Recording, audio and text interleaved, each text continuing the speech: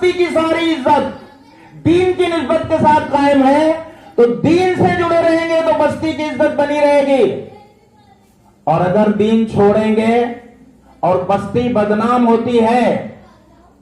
کل مظفر نگر میں ایک واقعہ پیش آیا، کہیں نہ کہیں سب نے سن لیا ہوگا. 50 لڑکیاں 50 لڑکے ایک اسپے سینٹر میں کیسے کیسے پکڑے گئے. اس میں 44 لڑکیاں مسلمان ہیں. دنیا بھر میں کہاں سے لوگوں کے، ہمارے لوگوں کے پاس فون آ رہے ہیں، لوگ پوچھ رہے ہیں کہ بھائی مظفر نگر میں کیا ہو رہا ہے، ایسی صورتحال ہے، اتنا خراب حال ہے.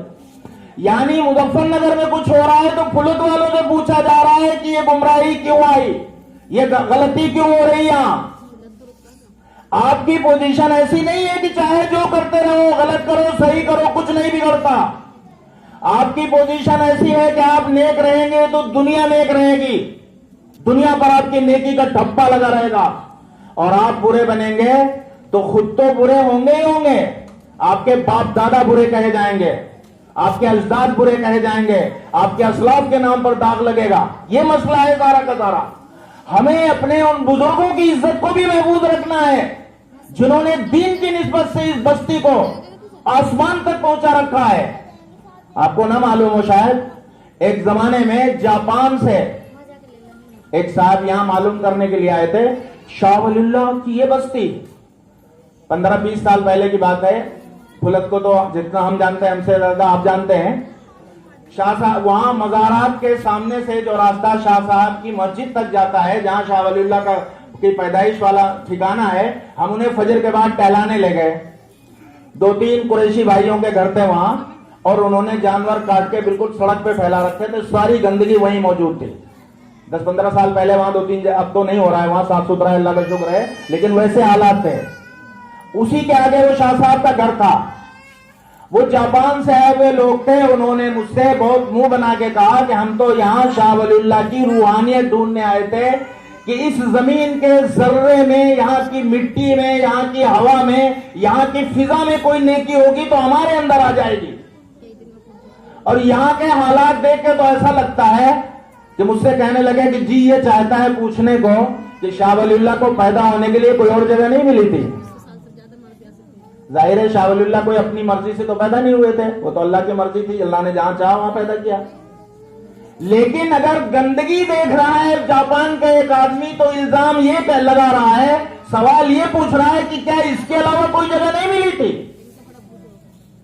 اس کا مطلب یہ ہوا کہ اس بستی کو اولیاء اللہ کی بستی جیسا ہونا چاہیے. نیوزی لینڈ سے 2 لوگ آئے، نیوزی لینڈ ایک ملک ہے، وہاں سے 2 لوگ آئے. وہ شاہ ولی اللہ کے اصول فقہ پر پی ایچ ڈی کر رہے تھے. آپ جانتے ہیں پی ایچ ڈی 10ویں کلاس، پھر 12ویں کلاس، پھر 3 سال کا بی اے 15ویں کلاس، پھر 2 سال کا ایم اے 17ویں کلاس، پھر 2 سال کا کم سے کم ایم فل یعنی 19واں سال، اس کے بعد 4 سال کا جو کلاس ہوتا ہے اسے کہتے ہیں پی ایچ ڈی. وہ پی ایچ ڈی کر رہے تھے شاہ ولی اللہ کی شخصیت پر، ان کے اصول فقہ پر. ان کی شاہ صاحب کی 2 کتابیں ہیں، ایک الجیز فی احکام الاجتہاد والتقلید، اور ایک کتاب ہے الانصاف فی بیان اسباب الاختلاف. وہ یہاں پھلت دیکھنے آئے کہ اتنی بڑی کتابیں لکھنے والا، ایسی مفکرانہ عالمی سطح کی عظمت رکھنے والا آدمی آخر پیدا کہاں ہوا، اس بستی کو دیکھنا چاہتے ہیں. دنیا اس بستی کو دیکھنا چاہتی ہے جہاں شاہ ولی اللہ جیسا آدمی پیدا ہوا. اور اس بستی میں اگر کوڑا کباڑ ملے، گندے لوگ ملے، دین پر نہ چلنے والے لوگ ملیں، دین کا مذاق اڑانے والے لوگ ہوں، تو آپ بتائیے کہ جو دور سے آ رہا ہے اس پر کیا اثر پڑے گا. آپ کے یہاں اس علاقے میں سن 78-77 کے آس پاس منظور احمد وہ رہے، ایس ایس پی رہے یہاں، پھر وہ میرٹھ میں بھی رہے، سبھارتی یونیورسٹی میں وائس چانسلر تھے بھی 4-5 سال پہلے تک، پنجاب وقف بورڈ کے ایڈمنسٹریٹر رہے، بہت بڑی ہستی، بہت پڑھا لکھا آدمی. وہ جب ان کی نوکری شروع ہوئی تھی ایس پی کی پوسٹ سے، اس کے بعد تو نہ جانے کتنی بڑی بڑی پوسٹوں پر وہ پولیس کے بڑے محکموں میں رہے. ان کے ساتھ ایک دن یہ واقعہ پیش آیا کہ ملیشیا کے کسی یونیورسٹی میں شاہ ولی اللہ پر ایک پروگرام ہوا، ایک سیمینار ہوا. اس ملک میں جو ہمارے ملک کا سفیر ہوتا ہے، دنیا میں جتنے ملک ہوتے ہیں ہر ملک میں دوسرے ملک کا ایک آدمی 2 آدمی رکھے جاتے ہیں تاکہ اگر ہمارے ملک کا کوئی مسئلہ پیدا ہو تو وہ اپنی بات رکھ سکے. اس کو ایمبیسڈر کہتے ہیں انگریزی میں، ہندی میں کہتے ہیں سفیر اردو میں، اور ہندی میں کہتے ہیں راجدوت. یہ راجدوت جو ہوتے ہیں تو وہ جو سفیر ہندوستان کا تھا وہ غیر مسلم تھا.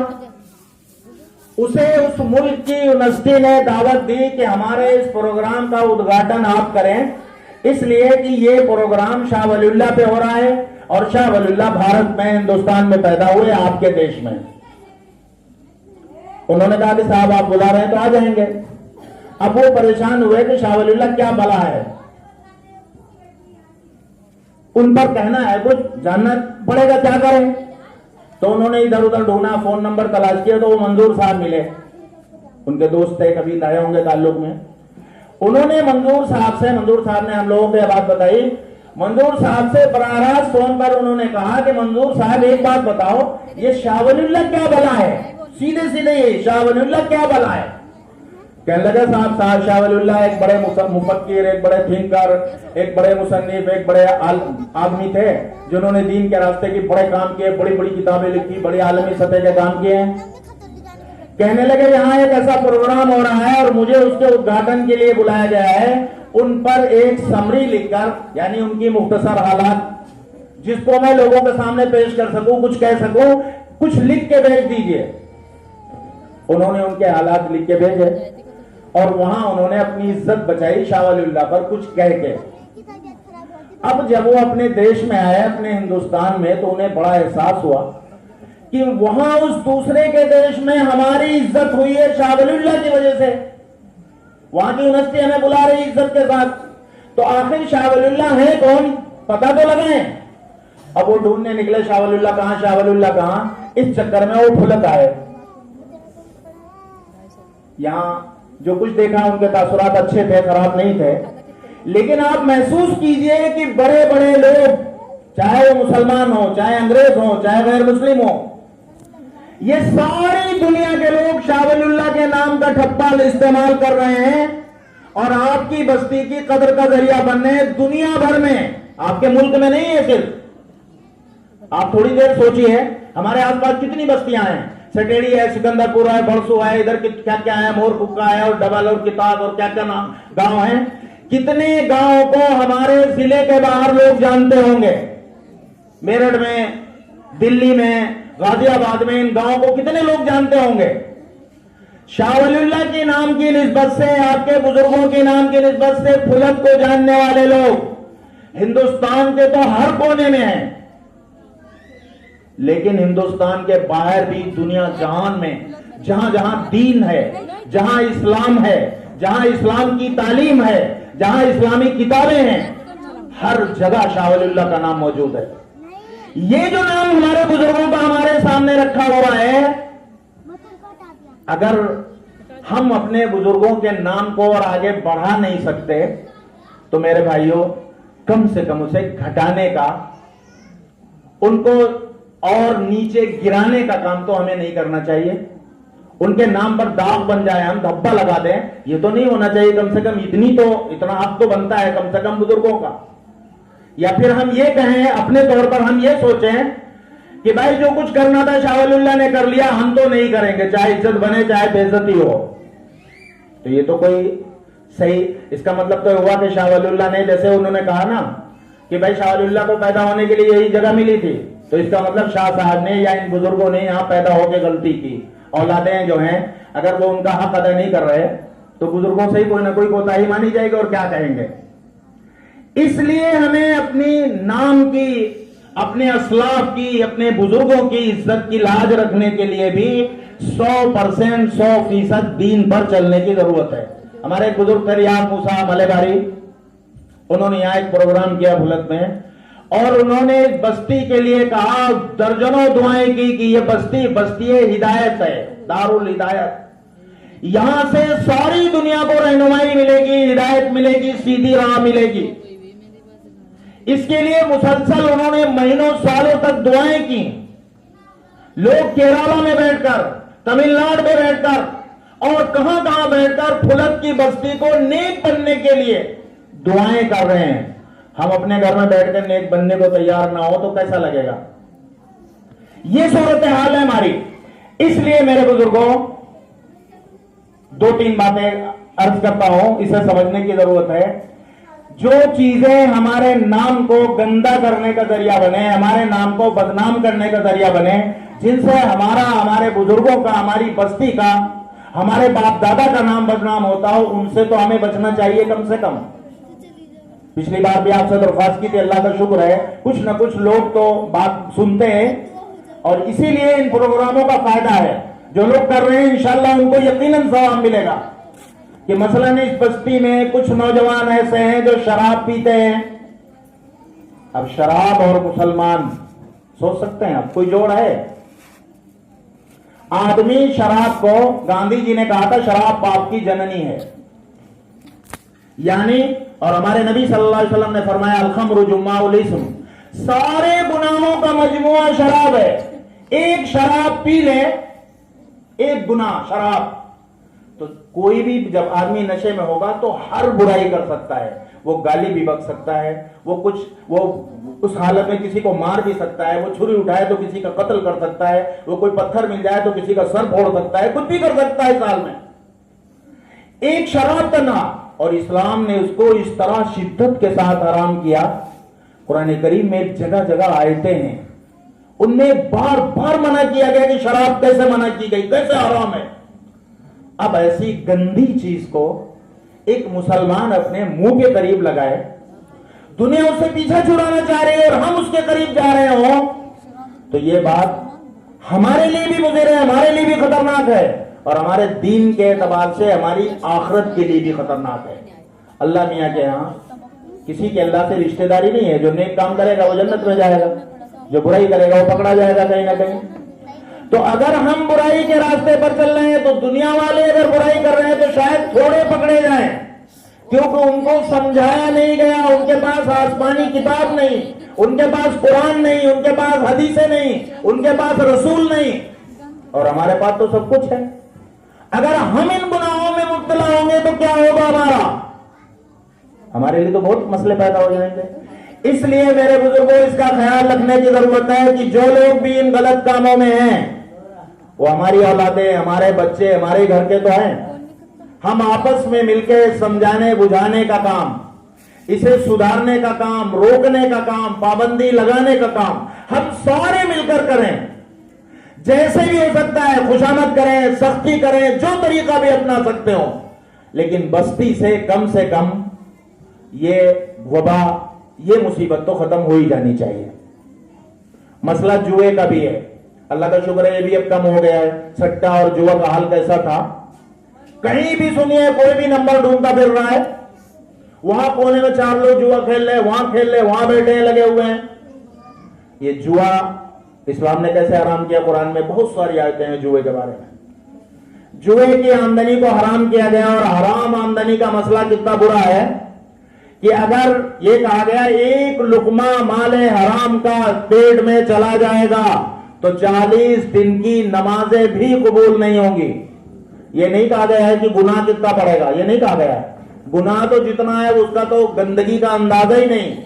نیک کام، نماز پڑھیں گے، نماز جیسی عبادت، ایک لقمہ مال حرام کا پیٹ میں ہے تو 40 دن کی نمازیں غائب. آپ سوچئے کتنا ہلکا کام ہے. یہ ہے جوئے کا مسئلہ، حرام دولت کا مسئلہ. ہم سوچتے ہیں پیسے آئیں، جائز آئیں، ناجائز آئیں، ادھر سے آئے ادھر سے آئے. اسلام نے اس کی اجازت نہیں دی. میدان محشر میں، حشر کے میدان میں 5 سوال پوچھے جائیں گے.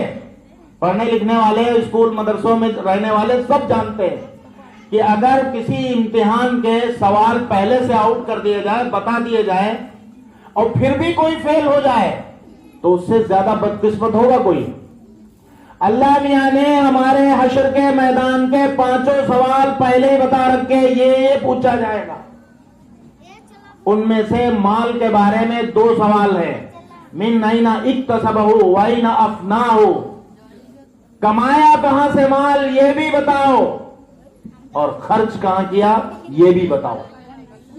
دونوں سوال ہونے ہیں جو پیسے آ رہے ہیں. ہم کہتے ہیں ہمارا مال, ہم کہتے ہیں ہم نے کمایا, ہم کہتے ہیں ہمارے ہاتھوں کی کمائی. کتنے فخر کے ساتھ کہتے ہیں یہ سارا مال جو آپ کے ہاتھوں کی کمائی لگتی ہے نا, یہ آپ کے ہاتھوں کی کمائی نہیں, اللہ کے نزدیک یہ اللہ کی دین ہے, اللہ کی عطا ہے. ذالک فضل اللہ, یہ اللہ کا فضل ہے, اللہ کا دیا ہوا رزق ہے, اللہ نے دیا ہے. اگر یہ آپ کا مال ہوتا تو آپ سے کیوں پوچھا جاتا, حساب کیوں لیا جاتا؟ آپ تو اس مال کے زیادہ سے زیادہ چپراسی ہیں, چوکی دار, اس سے زیادہ نہیں ہے. کہنے کو کما رہے ہیں آپ کی جیب میں آ رہا ہے, آپ کے گھر میں آ رہا ہے, لیکن آپ اس کے چپراسی اور چوکی دار سے زیادہ حیثیت نہیں رکھتے. اس لیے کہ اگر آپ اس کے مالک ہوتے تو چاہے جہاں پھونکو کون پوچھے گا آپ سے؟ اللہ میاں کہے بتانا پڑے گا لائے کہاں سے, اور بتانا پڑے گا خرچ کہاں کیا. دوسرے کے مال میں کوئی پوچھتا ہے؟ ہمارا مال ہوتا ہے تو کون پوچھتا ہم سے؟ ہمارا نہیں ہے. اللہ میاں نے کہا تمہارا یہ مال اللہ کا ہے. قرآن نے جگہ جگہ کہا مما رزقناہم ينفقون, ہم نے دیا ہے اس میں سے خرچ کرتے ہیں یہ لوگ. ہمارا دیا ہوا, ہمارا دیا, ہمارا انعام, یہ ساری دولت اللہ کا انعام. جب اللہ کا انعام ہے اسی لیے تو جواب دینا پڑے گا, اور جب جواب دینا پڑے گا تو اس کا مطلب یہ ہے کہ ہم اس مال کے صرف چپراسی ہیں, اس مال کے خالی چوکی دار ہے. بچاؤ خالی, صحیح جگہ لگے غلط جگہ نہ لگے, اس کے ذمہ دار ہیں. اب جو مال ہم نے غلط جگہ خرچ کر دیا ہے سب کا حساب دینا پڑے گا حشر کے میدان میں. تو کتنی مشکل کھڑی ہوگی. ہم سوچتے ہیں کہیں بھی خرچ کر لیں, کوئی پوچھنے والا نہیں. یہ بینکوں میں بینک کا کوئی مینیجر ہو, وہ سوچے کہ بینک میں تو کروڑوں لاکھوں روپے رکھے, سوچو میں لاکھوں روپے کا مالک ہوں, کروڑوں کا مالک ہوں. آپ سے کوئی بینک کا مینیجر کہے اس بینک میں جتنی دولت ہے سب کا میں مالک ہوں, تو آپ خود اس کا مذاق اڑاؤ گے, تم مالک ہو اس کے. یہ تو مال تو دنیا بھر کا نہ جانے کس کا جمع ہے, تم تو خالی اس کے حفاظت کرنے والے ہو. لکھا پڑھی کرو, جو آئے لے جائے, جو آئے دے جائے, یہ تمہاری ڈیوٹی ہے. تمہارا کیا مال؟ دنیا میں جتنا مال آ رہا ہے ہمارا نہیں, جس کا ہے وہ اللہ کا ہے مال. اور اللہ میاں جیسے کہیں گے ویسے خرچ کرنا پڑے گا, نہیں کریں گے تو اللہ میاں کیا پکڑ ہونی ہے. یہ ہے مال کی حیثیت. اس لیے ہمیں اس پہلو پر بھی توجہ دینے کی ضرورت ہے کہ مال آیا کہاں سے اور خرچ کہاں کیا, اس کو دیکھیں. جائز طریقوں سے آئے, غلط طریقوں سے نہ آئے. ایک بات اور حدیث میں کہی گئی ہے, اسے سمجھنے کی ضرورت ہے. بعض اوقات کوئی آدمی اللہ میاں کسی کو مالدار بناتے ہیں اور وہ اپنے گھر میں کچھ غریبوں کو, گھر والوں کو, کمزوروں کو, کمزور بھائی ہے, کمزور بہن ہے, پھوپھی ہے, کسی پہ خرچ کرتا ہے. تو وہ سوچتا ہے بڑا احسان جتا رہا, ہم کر رہے ہیں. حدیث میں کہا گیا ہے ایک جگہ لعلکم ترزقون بضعفائکم. کبھی کبھی ایسا ہوتا ہے کہ تم کو جو رزق دیا جاتا ہے وہ تمہارے کمزوروں کی وجہ سے رزق دیا جا رہا ہے. یعنی تم جو پیٹ بھر کھا رہے ہو نا, ٹانگ پھیلا کے سو رہے ہو اور خوب پیٹ بھر کھا رہے ہو, تمہارے پاس جو بے پناہ دولت چلی آ رہی ہے, یہ دولت تمہاری محنت کی وجہ سے تمہارے لیے نہیں بھیج رہے اللہ میاں.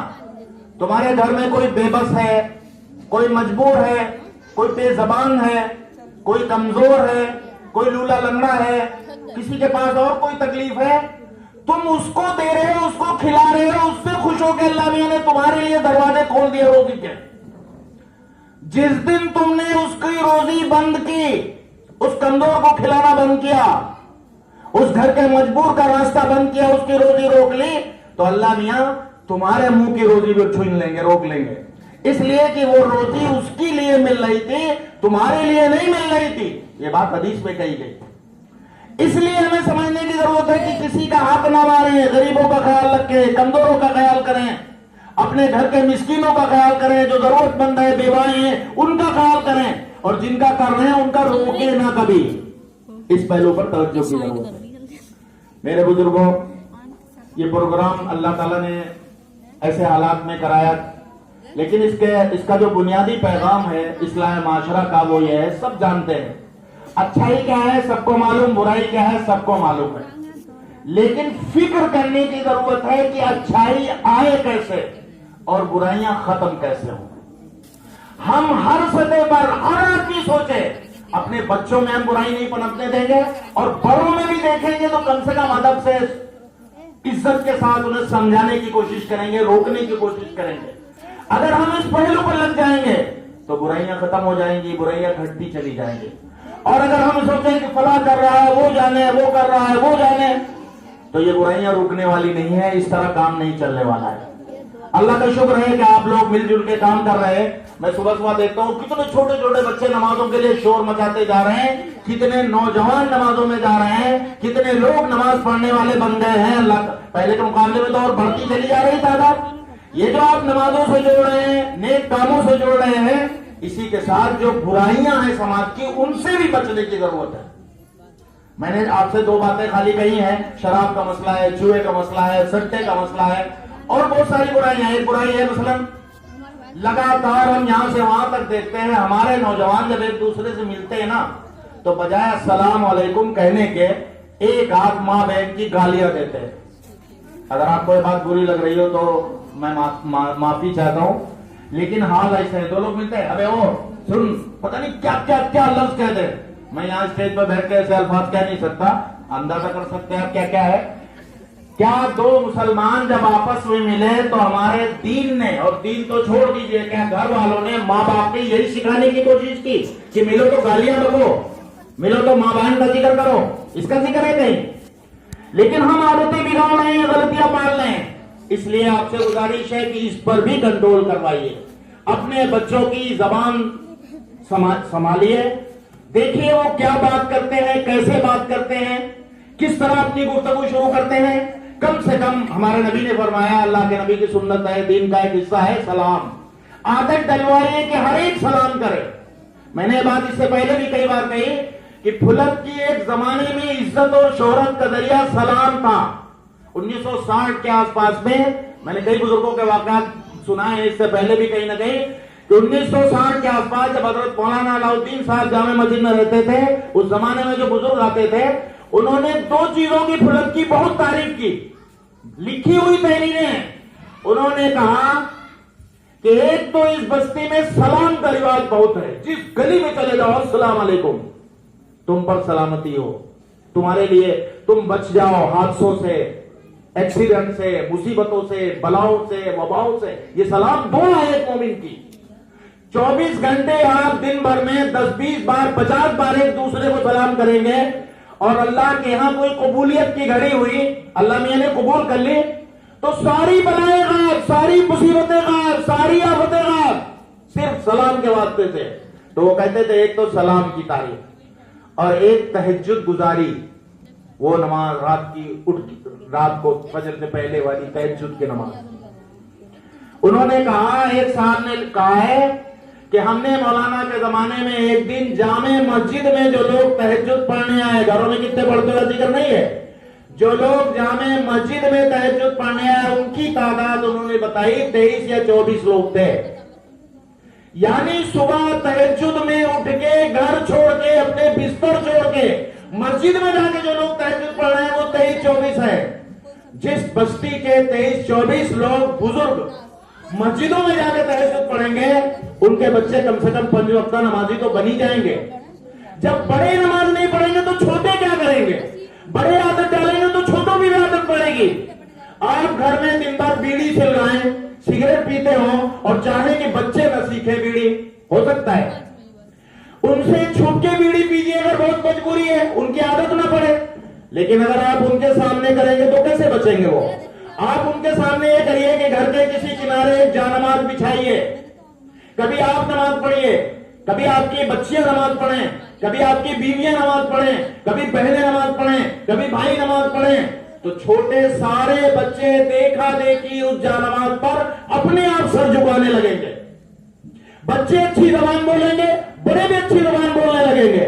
بچے پیار محبت کا سلوک, بڑے لوگ پیار محبت کا سلوک کریں گے تو بچوں پر اپنے آپ اثر پڑے گا. یہی بچے ہمارا مستقبل بنیں گے. اب ہم چھوٹے بچوں سے ان سے بیڑیاں سلوا رہے ہیں, ان کے سامنے بیڑی پی رہے ہیں, ان کے سامنے آپس میں ایک دوسرے کو ہم گالیاں دے رہے ہیں, ان کے سامنے ہم بیٹھ کر کے الٹی سیدھی باتیں کر رہے ہیں, اور ہم سوچتے ہیں کہ ہماری نسلیں ولی اللہ بن جائیں گے. اس لیے ہمیں اس پہلو پر توجہ دینی ہے کہ ہمارے گھروں کا ماحول ایسا ہو جیسا تہجد گزاری کا ماحول ہے. کیا آپ کے لیے یہ بات مشکل ہے کہ 10-20 لوگ مل کے طے کر لیں کہ ہم آج سے تہجد شروع کریں گے. اپنے گھر میں فجر تو پڑھتے ہی ہیں, تھوڑا سا پہلے اٹھنا ہے, 1 گھنٹے 2 گھنٹے تہجد کی نماز پڑھیں گے. دنیا کے سارے مسائل تہجد سے حل ہوتے ہیں. کتنے بزرگوں نے یہ بات لکھی ہے کہ تہجد میں سیدھے اللہ سے رشتہ جڑتا ہے, جو مانگ لو وہ ملتا ہے اللہ کے دروازے سے. کتنا بڑا انعام ہے جو دیا گیا ہے. ہم اگر تہجد سے اپنی نمازوں کی ابتدا کریں گے تو 5 وقت کی نماز کم سے کم ہمارے بچے, ہماری اولادیں, ہمارے گھر والے پڑھنے والے بن جائیں گے. تو ہم دین کا کام کریں, اور جو برائیاں ہیں سماج کی, ان برائیوں کے سلسلے میں زیادہ کہنے کی اس لیے ضرورت نہیں کہ سب کو معلوم ہے برائی ہے کیا. اس کو سنبھالنے کی ضرورت ہے, اسے روکنے کی ضرورت ہے, اور اس کا ایک طریقہ جو ضروری ہے وہ یہ ہے کہ تھوڑی روک ٹوک رہے. جہاں سے میں نے بات شروع کی تھی وہیں ختم کرتا ہوں کہ وَذَكِّرْ فَإِنَّ الذِّكْرَىٰ تَنفَعُ الْمُؤْمِنِينَ. نصیحت کرتے رہو, اس لیے کہ نصیحت نفع دیتی ہے, کام آتی ہے. جو بھی غلطی کرے, کچھ نہیں کر سکتے تو 2 لوگ جا کے اسے پیار سے سمجھا تو سکتے ہیں کہ بھائی تم شادی میں ڈی جے کیوں بجا رہے ہیں, تم اس موقع پر یہ غلط کام کیوں کر رہے ہیں, تم یہ فلان یہ نالی جو ہے یہ بلا وجہ کیوں بند کر رہے ہو, یہ یہاں جو کوڑا سڑک پر ڈال رہے ہو یہ تم کیوں ڈال رہے ہو, اس سے ہماری بستی کی بدنامی ہوتی ہے. ایک آدھ آدمی پیار سے, محبت سے, درد کے ساتھ, فکر مندی کے ساتھ, گنڈا گردی نہیں, سختی نہیں, لڑائی جھگڑا ضروری نہیں ہے, لیکن پیار محبت کے ساتھ کہہ تو سکتے ہیں. ٹوکنا روکنا کہیں نہ کہیں کام آ جاتا ہے اور اس کے فائدے ہوتے ہیں. ہم اگر ان برائیوں کو روکنے کے لیے اس پہلو پر توجہ کریں گے تو یقینی طور پر اللہ تعالیٰ ہمارے حالات بدل دیں گے. ہماری رگوں میں آپ سب پھلت کے باشندے, پھلت کے وہ بستی جسے اولیاء اللہ کی بستی کہا جاتا ہے, اس بستی کے لوگوں سے زیادہ پاک خون کن کا ہو سکتا ہے. آپ تھوڑا اللہ کی طرف چلیں گے, حدیث میں کہا گیا ہے کہ بندہ میری طرف 1 بالش بڑھتا ہے, میں 1 قدم بڑھتا ہوں اس کی طرف. آپ تھوڑا اللہ کی طرف چلیں گے, اللہ آپ کی طرف اور زیادہ بڑھ کے آئیں گے, اللہ آپ کے قریب آ جائیں گے, اللہ کی محبتیں, اللہ کی رحمتیں آپ کے اوپر نازل ہونے لگیں گی. یہ بستی پھر سے بزرگوں کی بستی, صالحین کی بستی, اولیاء اللہ کی بستی بن جائے گی. یہ بستی جس کا نام ساری دنیا میں ہے, آپ کی وجہ سے اس بستی کا نام روشن ہونے لگے گا, اور اللہ تعالیٰ آپ کو اس کا یقیناً اجر عطا کریں گے. آپ کی دنیا بھی بنے گی اور آخرت بھی بنے گی.